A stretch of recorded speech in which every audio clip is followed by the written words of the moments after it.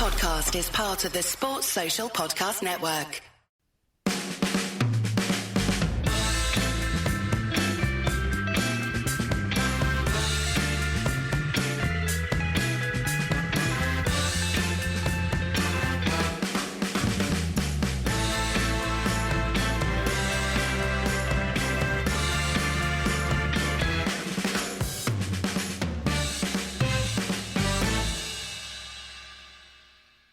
All right, Tom, how's it going? Yeah, really good, thank you. How are you? Very good. Yes, I'm back stateside after 3 weeks in the UK, which was all good fun and games. You got a lot of the bad weather in the UK, I think, didn't you? Mixed bag, yeah. Mixed bag, yes. Came back to my house here in normally rainy Seattle to find my lawn completely brown. Even though I'd set the sprinkler to water it, it's been baking hot. So, wow. There you go. Yeah, like the rest of Europe apart from the UK. Yeah, on fire, isn't it? Wow, lovely. Yeah, literally. Literally on fire. United were metaphorically on fire for some of pre-season. We haven't really covered any of the pre-season so far, so I guess we can all smash them together. United 2, Leeds 0, United 2, Arsenal 0, United 1, Lyon 0. And then United 1, Wrexham 3. Does that really count since it was the under-23s? I guess we can talk about it. Yeah, 23s and Johnny Evans. 23s and Johnny Evans, yeah. Like 0 appearances for United, 200 and something for Johnny Evans or something. Yeah. United against Leeds in Lyon, not Lyon, in Oslo. It's kind of interesting because, United have a strong history of supporting Scandinavia, or right across Scandinavia, but particularly in Norway. A really good turnout. I think both United and Leeds fans, and a decent game from United. Yeah, it was good. Like you said, it was a good atmosphere. It was nice. Obviously, Leeds are historically supported in a lot of Europe, and yeah, like you say, Scandinavia. And I think we've played for the past 2 or 3 seasons in Norway now, haven't we? Yeah, I mean, it always used to be like that. Would be because before US and Asian tours were the thing to do, it was Scandinavia and Ireland. Yeah, and obviously Hansen Aaron played as well in the second half and was good. He's been good in all the games, to be fair. He's probably one of our not better so players, great against Wrexham last night, but yeah. I mean, no one really stood out last night, to be honest. Yeah, we'll get onto that one because I kind of think Hannibal was pretty good, but it's kind of interesting decision the club have to make about that. This one, I guess, what was it? Noel Emmerich scored, Noam Emmerich, sorry, not Noel. Noam Emmerich made a bit of a name for himself. Nice goal. Which is really funny because, I mean, he's 21, 20 maybe, kind of coming towards the end of the cycle, I guess, of being a United youth player. And it was kind of a nice little moment for him because he's not going to ever be good enough to make it into the United first team. He's just not got that talent or ceiling. So it's nice for him to kind of have a moment like that, really, because it's probably I would say one of the weaker players in that kind of batch of players. Yeah. So it's kind of funny for him to score. And the first goal, what's his name? Who scored it? Not Charlie McNeil. It was Hugh Gill. Hugh Gill who scored, wasn't it? It took it beautifully, like really kind of showing what Sancho in the first half, what he should have done, because there was a pass that I think he was laid on by Ahmad or maybe Hannibal, and Sancho kind of tried to control it with his studs and he just went under it, whereas he could have just taken it first time, a little bit like Hugo did in the second half, which was, I was really quite disappointed with Sancho in that first game. I thought, I really wanted to see him start quickly or start with intensity, but he was quite poor. He's come on really well, I think, in the next 2 games. But I was kind of a little bit concerned, thinking, oh my God, if this is how you're starting, I really wanted to see you start well and get some confidence and see some intensity. But I thought as a whole, United were pretty good in that first game. It's really hard to make assessments, isn't it? It is in pre-season. I mean, and it's always, I think, in that kind of game like Leeds and a bit like Wrexham last night, those types of teams, when they're the underdog and they've got a lot to play for, they're going to show up. They're going to really treat it quite seriously. Lyon didn't at all. And I guess Arsenal lesser. But the likes of Wrexham and Leeds, these are massive games for them. And I think that's why last night especially was so feisty.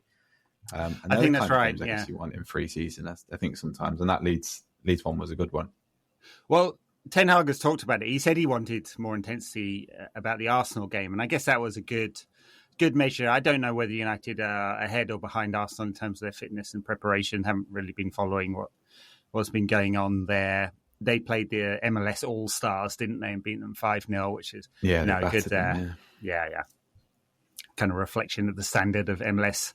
I think it get is. Onto that a little bit with Lionel Messi coming this side of the pond. But yeah, not much intensity really in the Leeds game from United. Sancho's been interesting because you mentioned him, because he's played false nine in a few of these games, hasn't he? And it just felt like Ten Hag maybe testing it out just in case United can't land a striker. Is this a role that Sancho could play?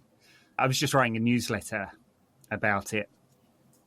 1,500 words on Jadon Sancho as a false nine. Yeah, good stuff.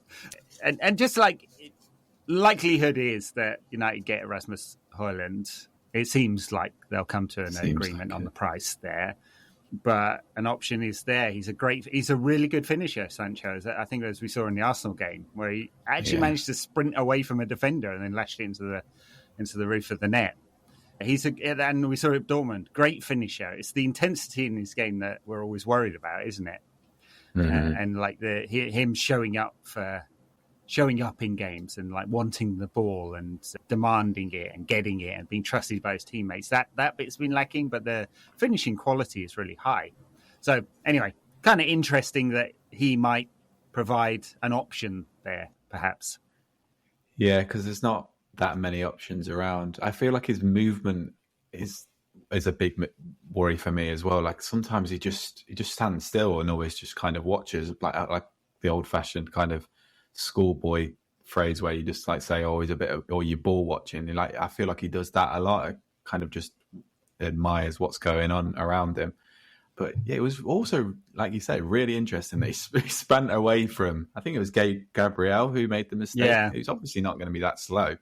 It's funny just to see players when they get into stride, because usually you see them trying to take on a man, but when they get into stride, they're like, okay, you're actually not that slow. Or like there's always that kind of perception when you see like certain movements on the pitch where you kind of think that, oh, someone is really slow, but they're actually not at all. It's just kind of the pattern of the game or the scene of the game at the time.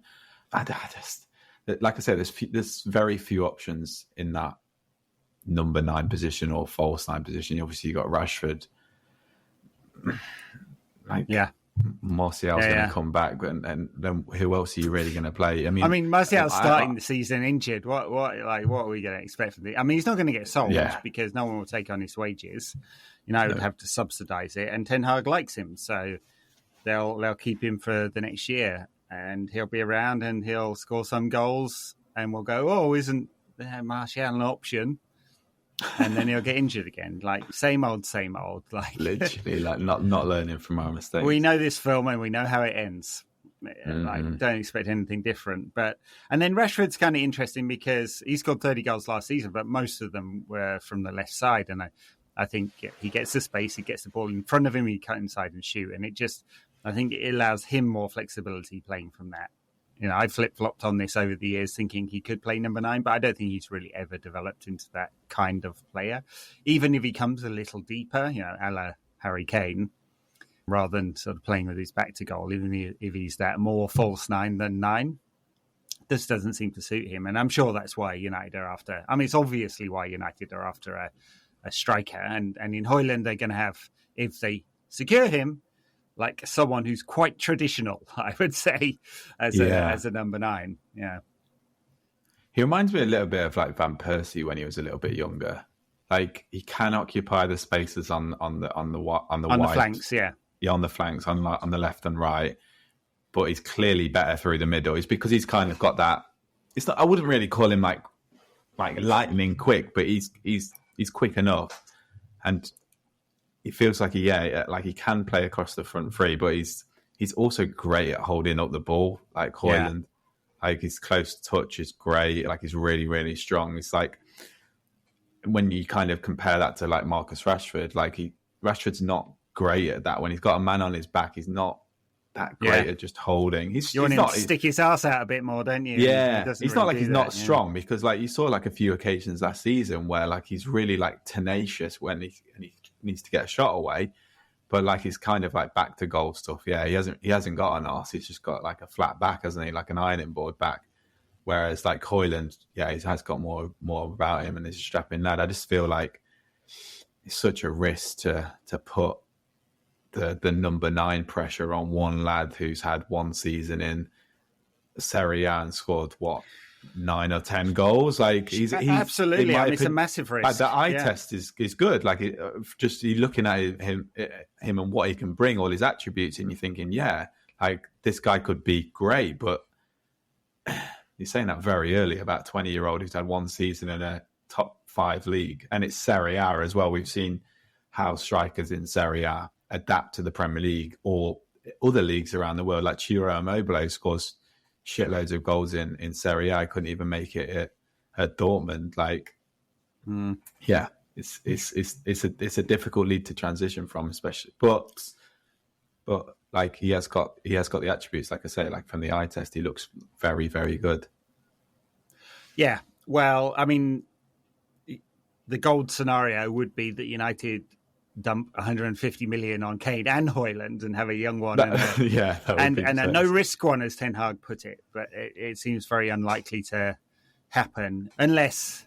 There were reports earlier in the week that Joe Lewis has instructed Daniel Levy to sell Kane and not let him leave on a free, which is kind of interesting because we're now hearing that Joe Lewis has been indicted by the SEC, the Southern District in New York, for insider trading. I mean, just absolutely incredible, the documents. I mean, I know I'm getting off track here, but absolutely incredible. First, the press conference. And then the documents, him giving tips to his girlfriend. I imagine like risking spending decades. Well, he hasn't got decades, but potentially, because there's really long sentences for this kind of stuff sometimes, just to impress your girlfriend, you know?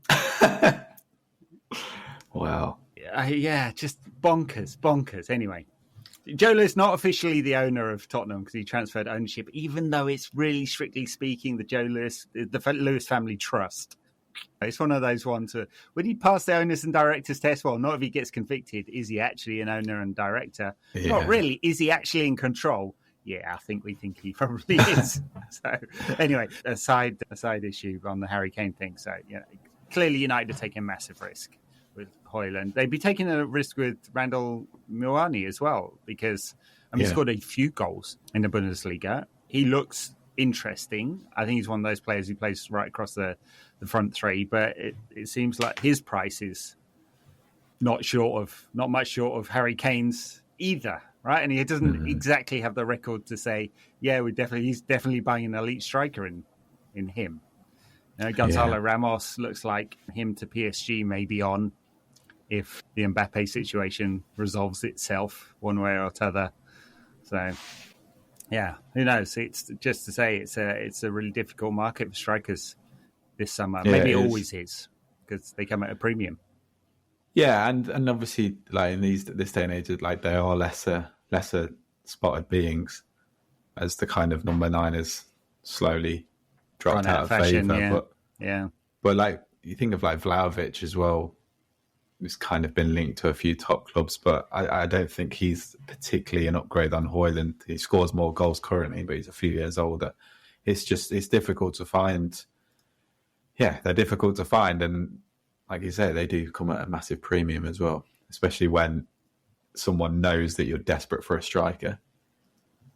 They're not exactly hiding it very well. Sancho played false 9 again in the game against Lyon. Where was that played? Murrayfield. Yes. Murrayfield. Not much going on for that game. I mean, Mount played again. We've seen him a few times. Kobe Mainu played. Mainu's been. I don't think Mainu played in the Leeds game, did he? Or maybe came in the second half. Can't remember now.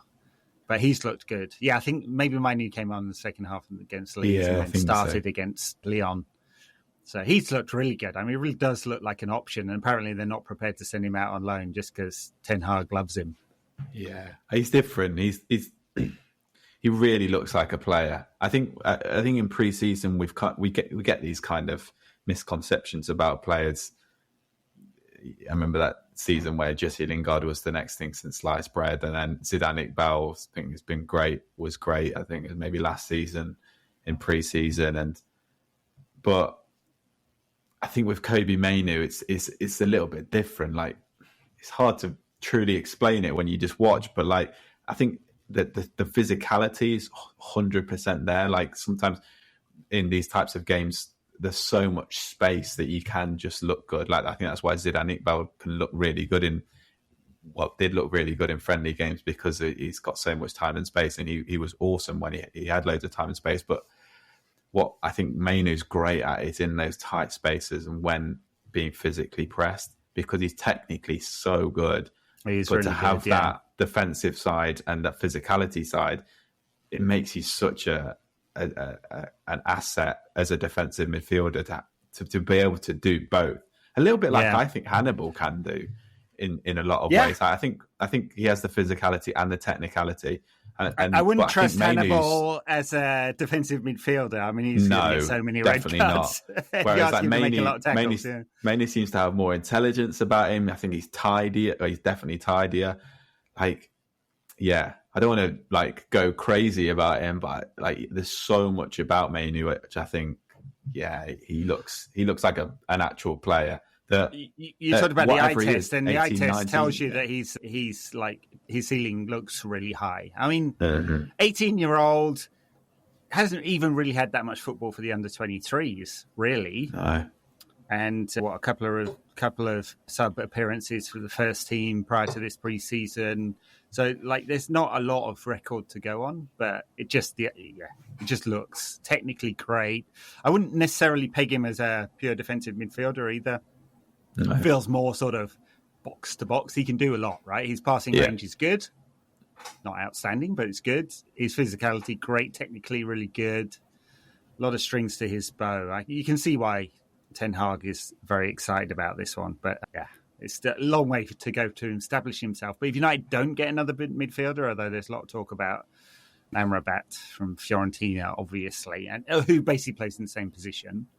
And that would, very different types of player for sure. But if Amrabat comes in, then Mainoo's chances this season are going to be fewer, because I guess we're looking at Mainoo potentially being a sort of understudy to Casemiro, or plays a few lesser games, substitute appearances, like maybe reduce the workload a little bit, something like that.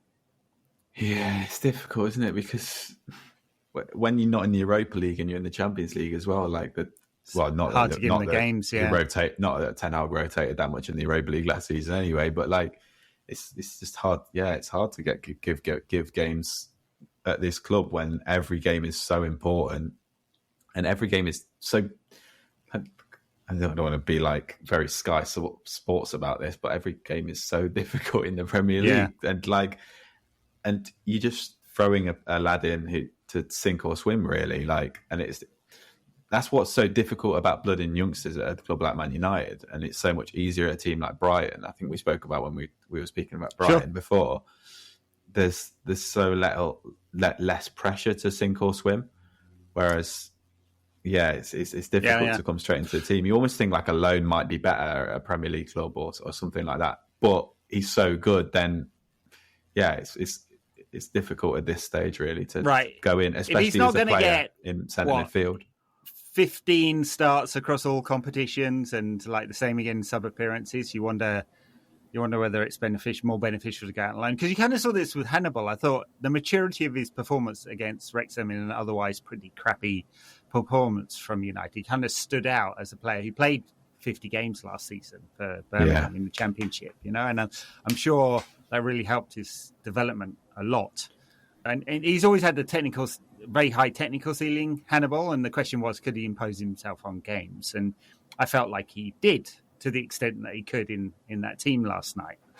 And that's what you're looking for from a loan, that, because they can go disastrously wrong. You drop down the division, you don't get enough games, the team's not doing well, they sack their coach. We had this bizarre thing with Ethan Laird where he was having a great time at Swansea and they moved him to Bournemouth and he didn't get any games anymore, or you get injuries, and all these things can go wrong.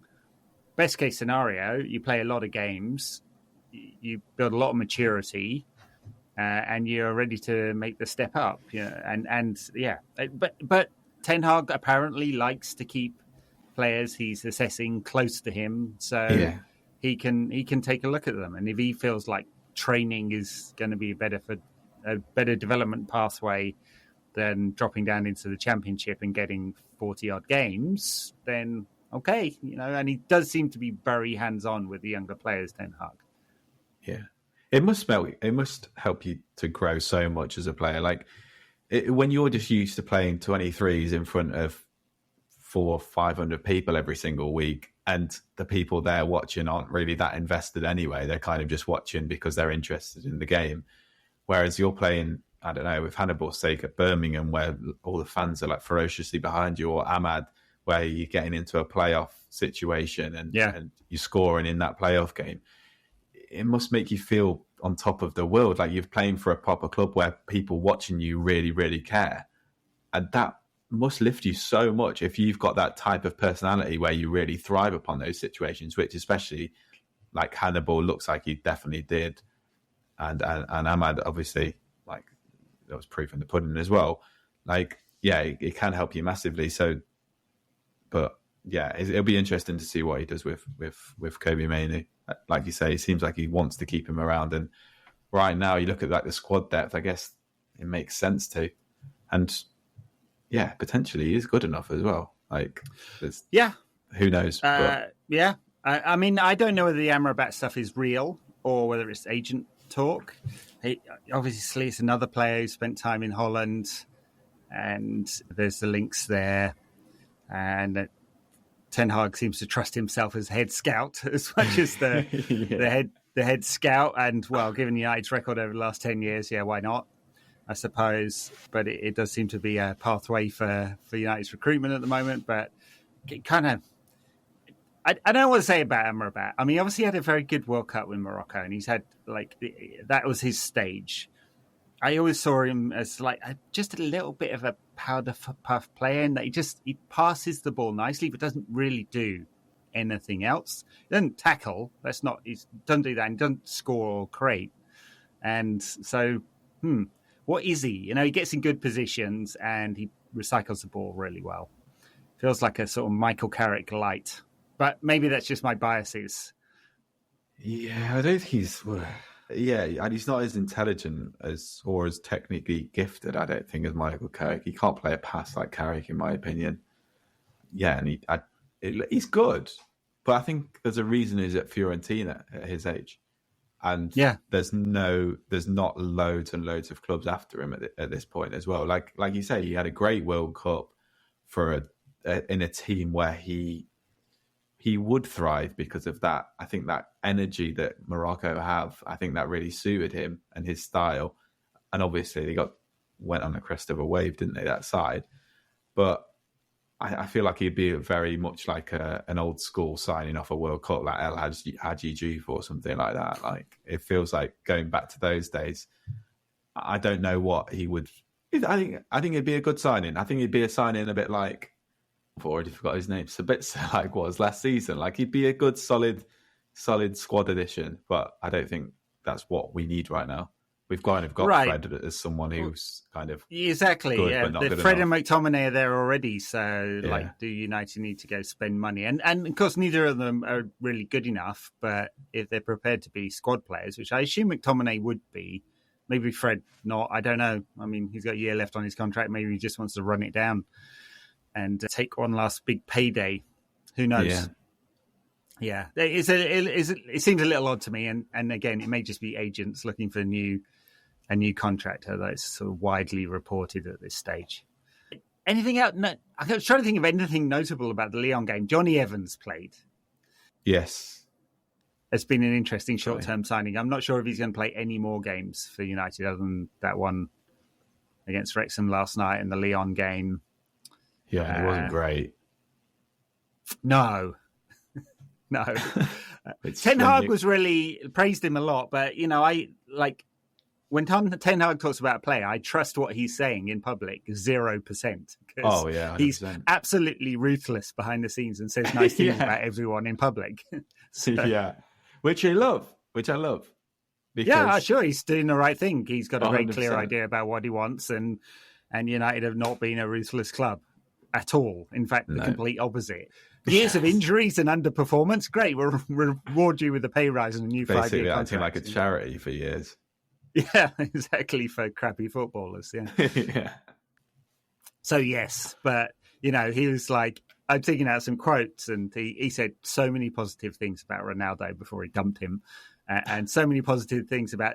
He's still saying positive things about Harry Maguire, while never starting him. United played, 60-odd games last season. Maguire started 16 of them across all competitions. I mean, I think it was 8 in the Premier League, or something like that. This is not an important player. He's maybe 4th or 5th choice, but he's still saying nice things about him every week. He said great things about David De Gea almost daily before, ripping a contract offer away from him and sending him on his way. Ruthless. Yeah, which I love, but not to be trusted. Not to be trusted. Anyway, so him saying nice things about Johnny Evans. I'm not expecting a contract offer there. I think it was it's suitable for squad management in pre-season, and Evans needs to get fit. Yeah, it's a good idea. In the same way as Tom Huddleston's playing for the under-23s, it's a good little person to have around the squad and in games you can. Yeah, I know the younger players can learn from and stuff. It was really funny to see Tommy Huddleston on the bench yesterday. Yeah. I double take. I was like, I know Tom Huddleston. I remember this. I remember him being in the under-23 squad. Is that really Tom? I'd totally forgotten. Clearly, yeah. I'm like, that's Tom Huddleston. What's Tom Huddleston? Why is he on the bench? I'm really confused. What's going on? So before it clicked, could have brought him on. I know. For the great game against Netflix finest Wrexham. Yeah, which was feisty as hell. I don't know if are we on to that yet or no, it's still... yeah, why not? We're going all over the place. Yeah, it was really feisty, yeah. And there were a few tackles flying in. Hannibal got really wound up on more than one occasion. Shock. Yeah, what a surprise. Yeah, he's always dialed up to 11, isn't he? Yeah. Yeah. And whatever game it is, it could be an under-23 game, it could be a World Cup final, it could be a friendly. He's literally playing with the same mentality every week. Well, his introduction against Liverpool, he came on and kicked Saudi Arabia's Jordan Henderson around the pitch, which was... That was beautiful. Chef's kiss perfect at the time. And that was even probably the best thing of that yeah. season. And then Ranić was still moaning about it. Just kick the Scousers. That's all you need to know. Kick them. So, I was going to say, we haven't talked about the Arsenal game, but we're on to the Wrexham game. Yeah, feisty. Tackles going in. Wrexham, obviously, they're taking it very seriously. They're playing a lot of long balls and long crosses, which obviously they've identified a weakness in United's backline there. Clearly, a weird crossover of very inexperienced and Johnny Evans in the backline, which didn't quite gel. And then Nathan Bishop cleaning out, what's his name? Mullen, yeah. Yeah, it was kind of not awesomely timed intervention there, I'd say. No, puncturing the poor lads long. Yeah, I mean, hopefully it's not too serious. I had joked on Twitter, and a few people had a go at me that this is a nice narrative arc for Made in Wrexham 3. The redemption story, the recovery from nasty Man United killing him. It was a joke, people. So I hope he's all right. Punch and lug can obviously be extremely serious or quickly recovered from. So I'm hoping it's the latter. Yeah, it was just Bishop didn't have the greatest nights, in fairness. No. And it was kind of a sign of the way that he played, really. He was a bit kind of suspect and a bit dodgy, and I think that moment was just a moment of unsureness. Should I go? Should I stay? Probably the last time we'll see him anyway at United. I mean, he's going to leave this summer. He's 23, and he needs to be somewhere. And he did have a lot of games last season, but he needs to take a move away for sure. But I mean, it must be difficult for a lot of them lads playing yesterday. I mean, Wrexham, their first team would have been playing in front of like big crowds, especially towards the end of the season when they were like close to going up and everything. Yeah. Whereas like most of our boys wouldn't have played in front of that many people, like most weeks. Obviously, a few of them had loans and stuff, but like playing in front of that many people on a stage for Man United, I know it was kind of Man United under 23s, but it must have been like quite a daunting like prospect. Right. And I think a few of them stood up to the play. Like Gerardo, I thought was great. I took his goal really well. Scored. Yeah. Yeah. Alvaro Fernandez looked all right on the left-hand side. To be fair. He has his good play, and I guess there's a question mark about his future as well. Mm-hmm. What happens to him next? Does he move away? There's been a lot of talk about that. Dan Goro gets sent off. Yeah, had a good, it's been great. Put in the cross for Van der Beek's goal against Lyon. Great cross there. Played more midfield role last night. Deeply unlucky to get sent off. I mean, clearly, I think if VAR was in place, that would get overturned, but maybe Bishop would have got a red instead. So maybe it all evens out. The other way. Yeah, that's right. His stud was on Gore's shin, really. Yeah, and Gore's studs were in the turf. So yeah. It was a weird game. I remember when a few years ago, Notts County played a friendly against Juventus, and Notts County beat Juventus in that game 1-0. But like at the time, like obviously County were like delighted, and I'm from Nottingham, so like loads of their fans were going crazy about it. But like that's literally like their peak of their season, really, and a bit like last night. Like, and I think that's a really good thing. Like if like you say with like Ten Hag, like really asking for more intensity, like that is a really good thing that like would have been on like last night, because like Dan Gore would and a few of the other lads played in the friendlies so far, which especially, I mean, the Lyon game had no intensity to it at all.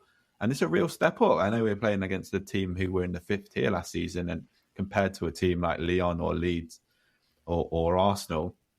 But sometimes you can't fake that intensity when a team turns up and they really, really want to put it on you. They're going to be throwing like massive long throw-ins, big long free kicks, corners, big men. Like that is great practice for the season, and it's great practice for senior football. If you've been just tippy-tapping around at the under-23s or in these friendlies and looking good because you've got loads of time on the ball, that was kind of like a moment where like, okay, this is what senior football is all about. And that's what... Well, I think that's right, yeah. That's what... Like, it might have been a loss, but it's a good learning curve for the lads, I think. I mean, there's a few question marks over some of the lads in that team. Charles Shoratire's had a few loans away. He's getting to the point where calls going to have to be made about him. Hannibal, we've talked about. I really hope they don't sell Hannibal. I mean, it'd be great if they could find him a loan in the Premier League, not in the Championship. Hansen Aronson, he's younger, a couple of years younger, isn't he? But there'll be questions about where he goes. Fernandez, not a pathway into Alvaro Fernandez, not a pathway into the first team for him, even though I think he looks like a really good prospect at left back.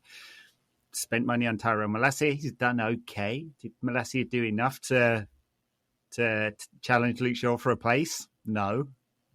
So Fernandez, there's a question mark there. Bishop's definitely going to go. Will Fisher's got another loan out to Hibernian. It's going to happen again. So a few question marks over the players there. But that's the point, isn't it? Right? The point of under-23s, under-18s pathways to find... I was going to say find first-team players, not be a good team, right? I guess in the modern world, it's also to either find first-team players or sell them for decent amounts of money to help your FFP position, which City and Chelsea have done very successfully. So, City seem to spend... I mean, look, I don't want to get all conspiracy theorists about this, but they're selling their players for bonkers money. James Trafford, looks a decent keeper, had 0 minutes in the Premier League. Who's the guy they sold to Southampton for like 15 million or something? I've forgotten his name. Just happens to be a coach at Southampton who was at City. Yeah. I don't know. Well, Southampton bought loads of them last year, didn't they? Yeah. And they're going to make a big profit on Lavia. Yeah. So, and people trust City's academy, and I don't want to get too conspiracy theory about it. It is reliable at producing high quality players. A bunch of them haven't gone anywhere either that have been sold for lots of money. Yeah. If you look down the list of all the players they've sold, 40-something in the last few years.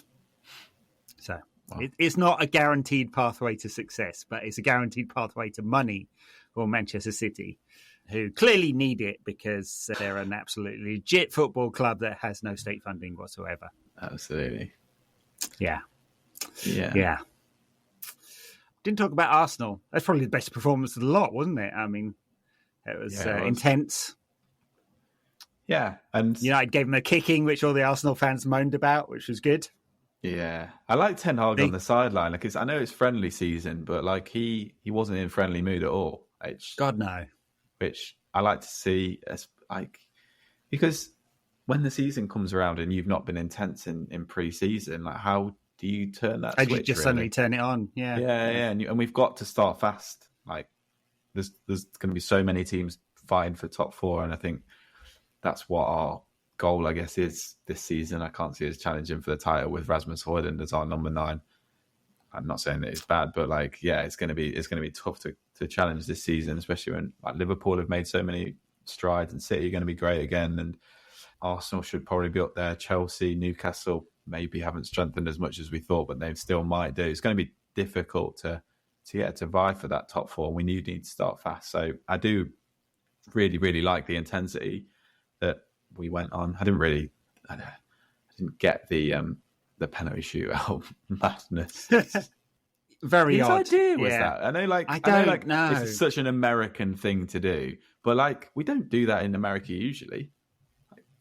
It's really weird. No, I mean, and they weren't running with the ball from the halfway line or whatever it used to be in the olden days of MLS. Yeah, that would have been epic. Yeah, I don't know whose idea it was. There was one report I read that it was Ten Hag and Arteta had put it together because they wanted some kind of match situation penalty shootout. It sounds weird. I don't know why they'd bother, because it wasn't a match situation penalty shootout. The match was done and it didn't count for anything. So it was all very odd. The other. And I'm sorry, we have quite a lot of American listeners, so, close your ears if you don't want to be offended. But the other very American moment was the crowd in San Diego last night booing Kovar when he came on in the second half because they didn't realise it was a different goalkeeper. Just perfect. Just perfect, yeah. The other thing, did you notice in that stadium? I've not been to that stadium. But part of the section literally had armchairs. The posh seats. I saw that. Yeah, it was a great idea. Maybe. Yeah, I think got hot tubs at like cricket grounds. So yeah, you want to? Yeah, if we could bring that in, I reckon there's probably American ground in over there somewhere that must have hot tubs in there. That'd be quite good, wouldn't it? Actually, sitting in the hot tub watching cricket, a few tinnies. It would. Yeah, do that. Perfect. Yeah. Barbie, is it like as in a barbecue, not Barbie, a barbecue. Bit of both. Yeah, perfect. Yeah. What better way to spend an afternoon or a day? Yeah. Anyway, United. We're recording this before United play Real Madrid, which is tonight, 1:30 in the morning British time, I think. So Real Madrid, Dortmund, Lens, Athletic Club, Athletic Bilbao.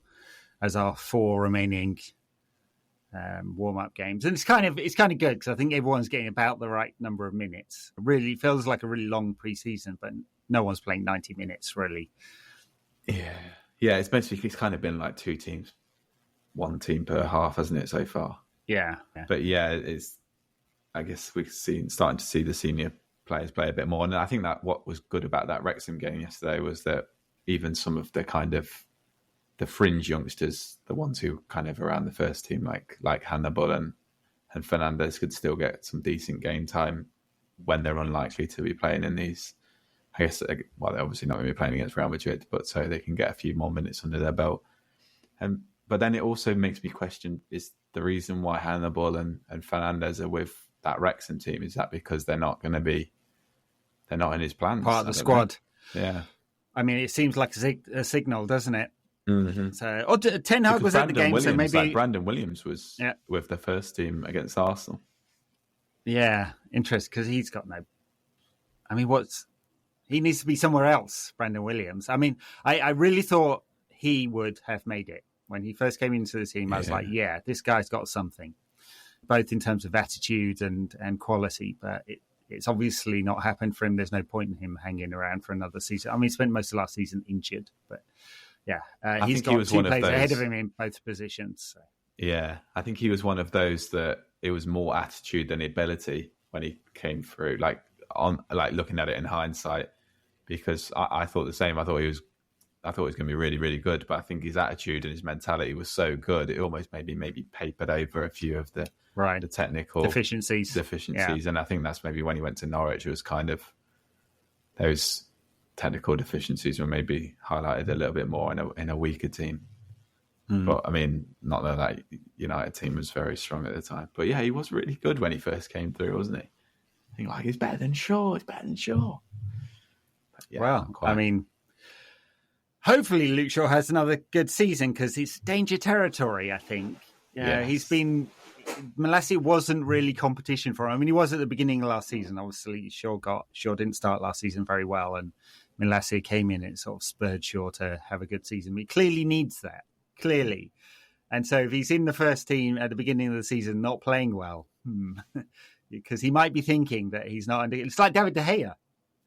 He just needed the competition to be good, didn't he? In the late stage, David De Gea. It feels like an expensive strategy, though, to just buy a new left back every season. Just to keep our other one better.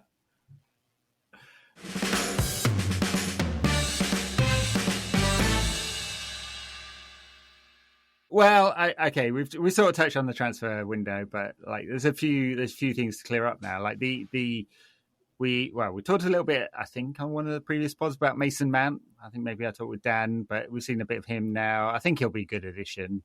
Mm-hmm. I mean, it's not a game changer, is it? But he's a good addition. He's an upgrade on Savic, so he's going to play at number 8, I think. And then we haven't seen Andre Onana. Will we see him? Will he be in the squad for Real Madrid? He went over to the States, didn't he? Yeah, I think it's rumoured that he'll be playing tonight. That'd be nice to see. I'm looking forward to the stylistic change because it's just you couldn't get more different, could you, as a goalkeeper in terms of like how he wants to play. But David De Gea had a nosebleed if he ever came out of his 6-yard blocks and just. You could see him visibly panic if the ball was at his feet. Andre Onana is like, if we see him dribble up to the halfway line or knock some 60-yard passes around, it won't be a surprise, will it? Yeah, I know. And that's what's kind of been interesting in pre-season. Like we've been able to play it out like quite nicely around the back. Like Kovar's really good with his feet. He's really good with his feet, yeah. And then you kind of like, wow, this is what a Man United team might look like with a guy who can kick with both feet and pass like at a weight that's actually he's intending to. And then that's hopefully is going to go up another level when we've got Onana in goal, which I think Onana's more like a Neuer than an Edison, like a guy who's not like Edison can pass the ball like Paul Scholes kind of thing, whereas like Neuer's I think more of a sorry. I guess a mover. He moves with the ball like really well. Like, and I think that's what Onana can do brilliantly. And also can play with both feet. And he's going to be such an asset. It's going to be, it's just what we've been dreaming of for so many years to have a competently footballing keeper. It's going to be an absolute classic when he lets one through his legs in his first appearance, then, isn't it? The internet will melt. And I genuinely think that there is like rickets in him. Like we've seen that in the past. Like, there's been like high profile errors that he's made, and he's not as good of a shot stopper as David De Gea. But like David De Gea at his peak was probably the best shot stopper the Premier League's ever seen. So it's tough to be at that level, but. I think we need to be patient with him and we need to realise what we're getting. We're not getting the best shot-stopping goalkeeper in the world. We're getting it in the same way as Edison's not the best shot-stopping goalkeeper in the world, but he's such an asset to City in the same way as Onana will be a great asset to United. But this is just like what the online world is like these days. Like you have football offline where you can kind of talk about it like logically and with nuance, and then you have the online world where you've just got to kind of be scared of someone having a ricket because you're just going to have all these weird children and man babies just screaming and cry more. Like there's a lot of phrases about Onana, but that is definitely going to happen. Like you say, as soon as he makes an error, cry more, David, no, I don't even want to think about it. So we talked about Højlund, Rasmus Højlund maybe coming in, and Anna Mount outgoings. We've seen Alex Telles depart to Saudi Arabia. I forget which club. Sorry. They're Al Ittihad club. No. I think it's Al Ronaldo's Nassr. club. Is that Al Nassr? Yeah. And it's been interesting watching all of that and the debate about it, because again, online is not a great space for nuance, but I do think there are different strategies at play here. The Saudi Arabia owning Newcastle for soft power and or quote unquote sport washing reasons is different from Saudi Arabia using their public investment fund to, nationalize 8 clubs, either directly or indirectly, and then buy loads of players to stock the league, the Saudi Pro League. There's different reasons for doing that. Although the Newcastle bid acquisition was apparently wildly popular back in Saudi Arabia amongst a very young population, the Saudi Pro League stuff is mostly about internal politics and internal positioning rather than external. And I do think some commentators have not really kind of understood what's going on here very well, and sort of positioned it as, isn't this terrible? And isn't this terrible for the Premier League that all these players are going there, in a way that is some kind of competition between leagues? And it's really not what's happening. But anyway, kind of interesting watching it all, isn't it? Yeah, and you wonder how long it'll go on for as well, really. I mean, as long as MBS decides that it should go on for, basically.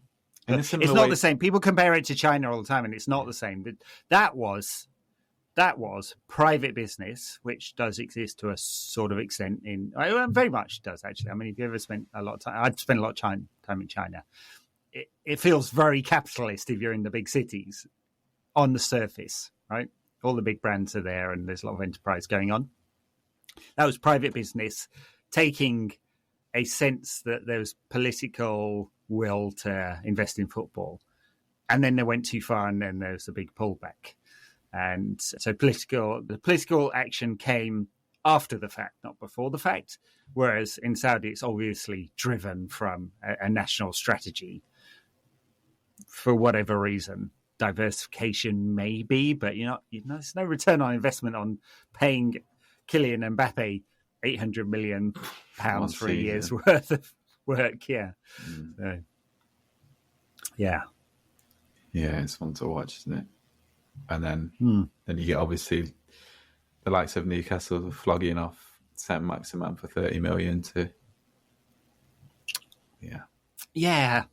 It's kind of, I have a mixed feeling about that one. One, I think it should not be allowed, or if it's going to be allowed, like between related parties, it should be treated as owner equity injection and not a related party transaction. Mm-hmm. And I think this really does matter, because when it's a related party transaction, as the Premier League have said, it goes to our committee. A related party transaction, is it fair value? You look at Alan St. Maximin, €30 million. Is that fair value? Yeah, probably. Yeah, it is. Yeah, he's a good midfielder, a good forward.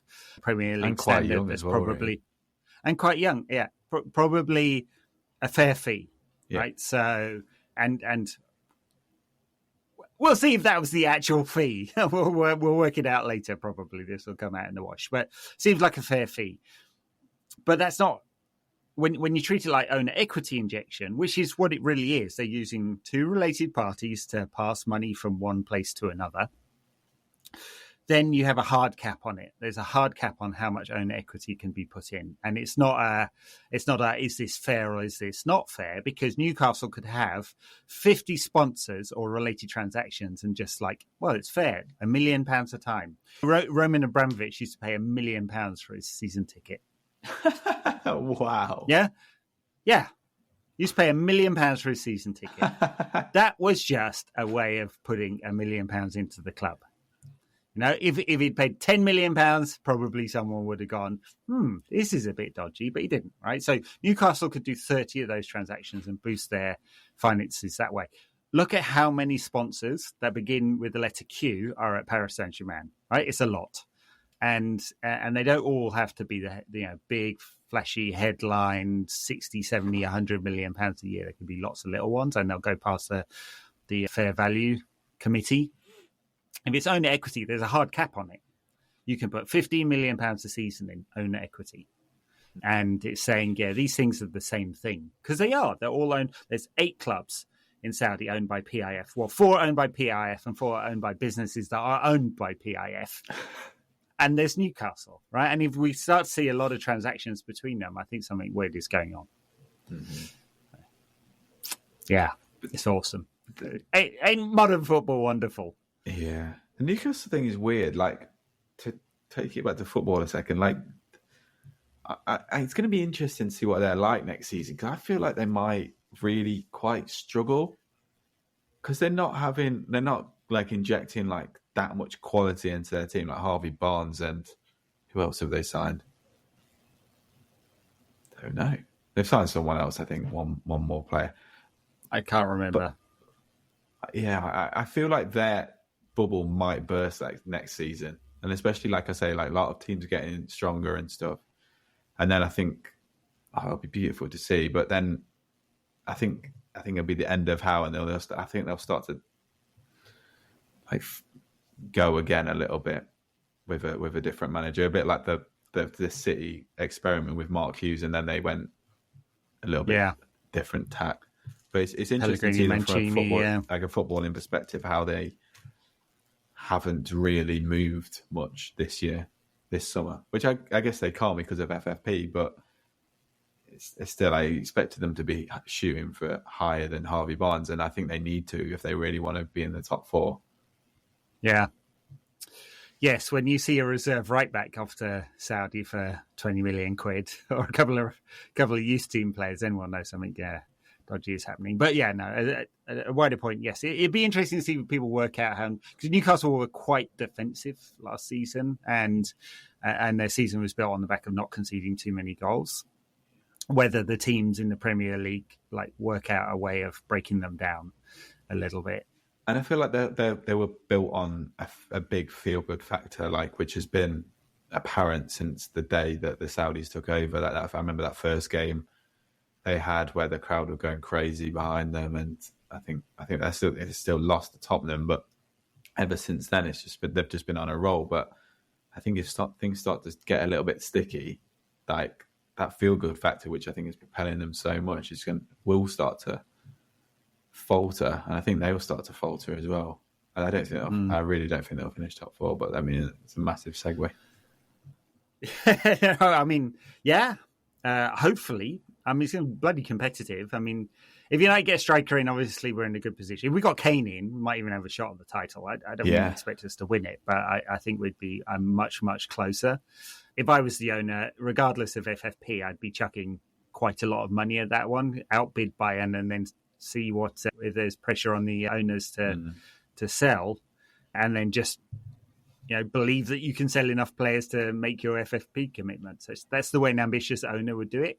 Clearly, United haven't had that for quite some time. So, and either way, I think United are going to improve. We've got someone physically better than Eriksen and pretty good creatively, although not as good in Mount, but a good squad addition. Obviously, the goalkeeper situation, I think, is going to be quite transformational in terms of how United build up. Yeah, you'd expect us to be more creative as a result of that. Garnacho is going to, as long as he stays fit, going to have a great season, I think. And so there's Anthony, I think, will progress as well. I think he had a much better season than perhaps given credit for in sort of wider circles. I know United, they rate him very highly, Ten Hag does. But, there's a lot of signs that say United should improve.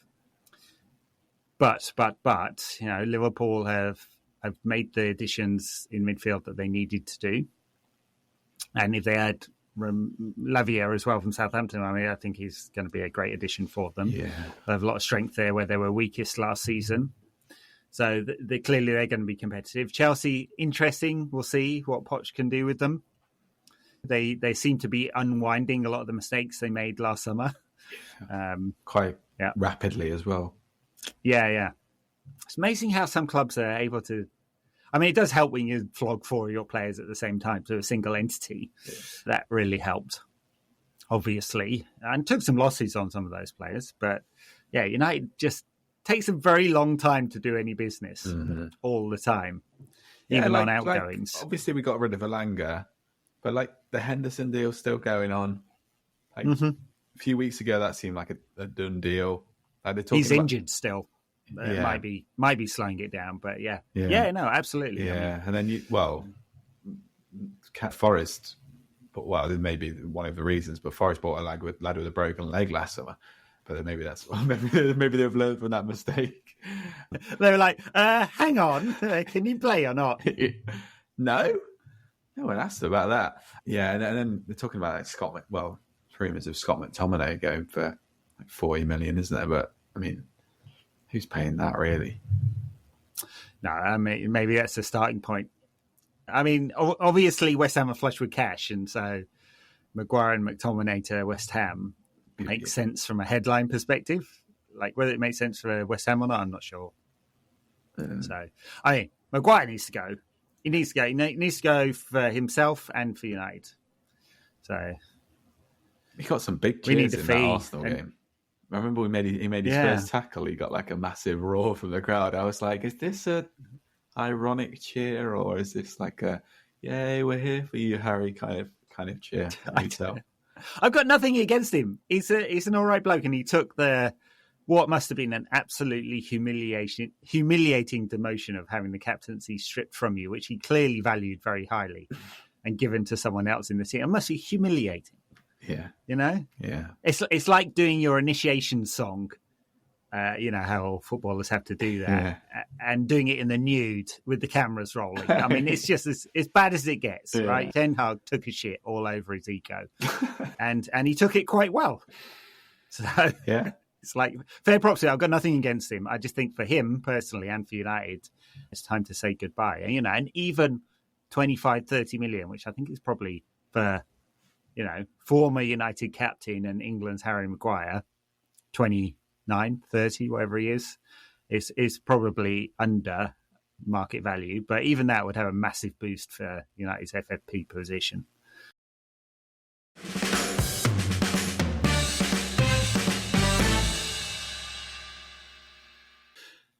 All right, so Real Madrid tonight, very early in the morning. Will you be staying up to watch Ten Hag's finest take on Madrid's finest? I won't be, but I'll be watching the game tomorrow. There's a website called footyfull.com for those full football match watching fans. And we can't endorse piracy at all, but you heard from a friend that I don't know if it's piracy or not. Well, it is, but I don't know if it's piracy or not. I just happened to fall on this website one day and didn't really look at what was on there, apart from all the videos of just full football matches from recent games and recent days. And they just have all the United games on there. Wow. Coincidence. I don't know. Like I said, I don't know if it's piracy. I don't know what kind of magic it is. It could be magic, but sounds it. And I'm not endorsing this website if it is using illegal means, but I just happen to know that this website exists and it's very good. For catching up with very late night games, yeah. I will maybe or maybe not going onto that website at some point tomorrow to watch it in retrospect. Yes. So, but yeah, I'm excited though. Like, I think Real Madrid have been quite up and down by the sounds of it. I think they've been trying out different things. Yeah. In pre-season, obviously Bellingham's, I think, has played a couple of different roles. I think they were talking about him playing a different role tonight. And yeah, I mean, these games have been massive. There was that one was it Michigan, wasn't it? Where 110,000 fans. Yeah. What do they call that stadium? It's like the Big House or something, I think. Yeah, I think it is the Big House. Yeah. So American, isn't it? Playing in Houston, I did think for a second, I mean, if I hadn't just come back from the UK, I'd have been tempted to go to this one or Vegas, although I'd heard from some people that probably the atmosphere in Vegas will be crap. Not really sports. Yeah. Oh, it's brand new stadium, but not really a football like crowd there. Although they are trying to get a franchise, aren't they? An MLS franchise. So. Yeah, they've got the Las Vegas Lights, so I think playing the USL. Freddie Adu used to play for them. Yeah, that's right. Yeah. How much was a ticket for tonight? I don't know. They were like $80, cheapest ones in Vegas. I mean, some folios paid like $500 to watch United reserves versus National League Wrexham or League Two Wrexham. Wow. League Two's Wrexham these days, yeah. Yeah. And this is the thing. I know I'm getting off track here, but you know, when there's talk about the 39th game or all these games or more games being played abroad and how it gives access to fans.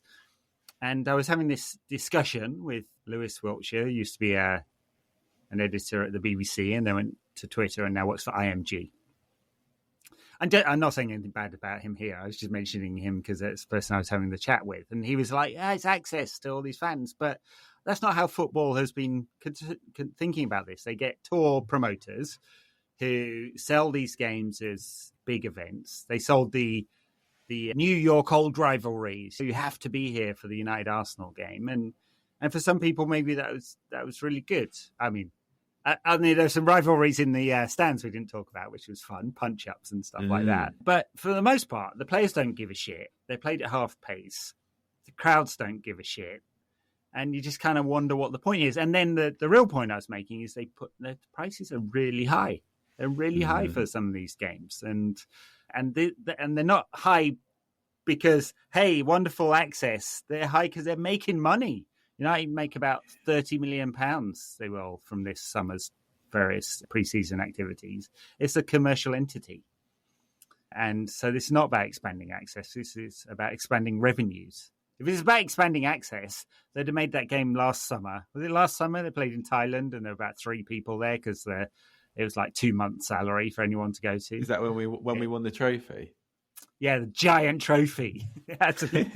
Century Cup or whatever it was called. Yeah. So, yeah. Sorry, went off on one there. What was it for the game in New York? Like 120 quid cheapest tickets, $120 like cheapest that. tickets. Yeah. Crazy. Mm-hmm.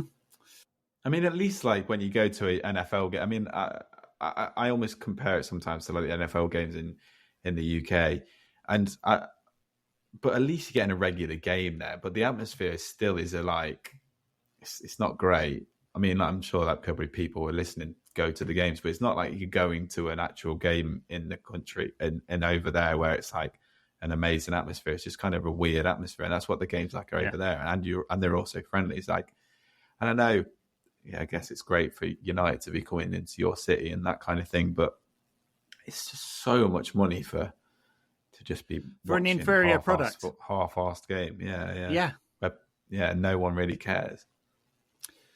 So I mean, I guess it'll be interesting to watch tonight's game, but it doesn't really mean anything. And then the one against Dortmund in Vegas, that's the end of the tour. And then the game against RC Lens and Athletic Bilbao, both at Old Trafford, I think, if I remember correctly. I'm pretty sure they are, and that'll be it. And hopefully everyone's ready for Wolves when the mighty Harry Kane will be lining up for United.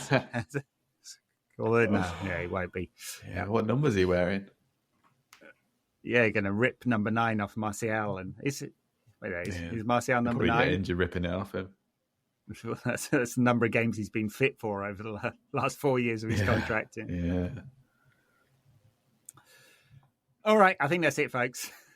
Enjoy the upcoming games, and we'll be back with you soon.